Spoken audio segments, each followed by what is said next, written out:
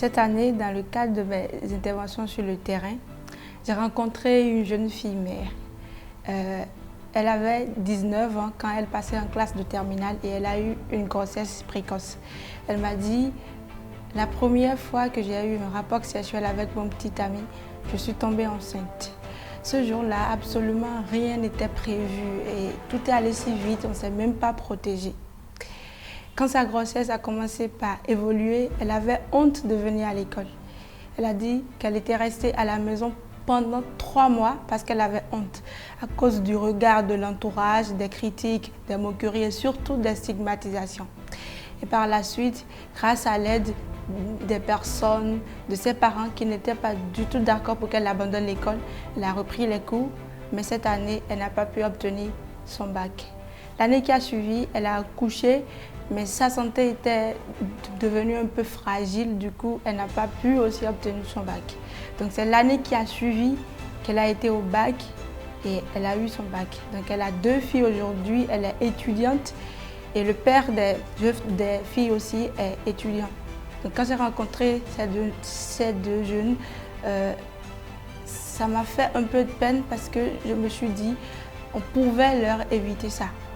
Du coup, je viens aujourd'hui à une conclusion selon laquelle les ados jeunes ont besoin d'être informés sur la sexualité.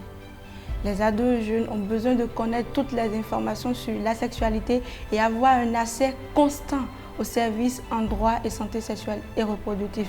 Parce que lorsqu'ils n'ont pas accès à ces informations, ils sont plus exposés aux comportements sexuels à risque, ce qui les ouvre aux grossesses précoces, aux IST, VIH, aux avortements clandestins.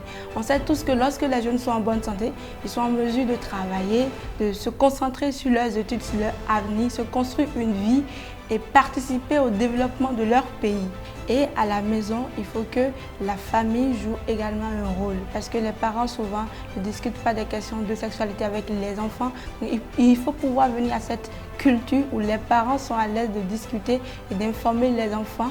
Et également, je pense qu'on peut développer une stratégie jeune pour jeunes, c'est-à-dire la père éducation, et permettre à nos jeunes engagés d'informer nos pères parce que c'est plus free, c'est plus cool quand c'est un jeune qui informe un autre jeune. Je pense que c'est notre devoir de permettre à ces jeunes de savoir, de permettre à cette nation de se développer en comptant surtout sur la contribution de toutes et de tous.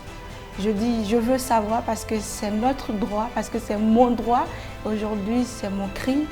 Il faut permettre aux jeunes d'avoir accès aux informations sur la sexualité. Donc pour moi, l'école, comme l'école est la base, il faut déjà installer des systèmes d'information des ados jeunes sur la sexualité à l'école. Je m'appelle Chanceline, j'ai 22 ans, je suis béninoise. Avoir la bonne information sur la sexualité permet de faire des choix sains et se construire son avenir.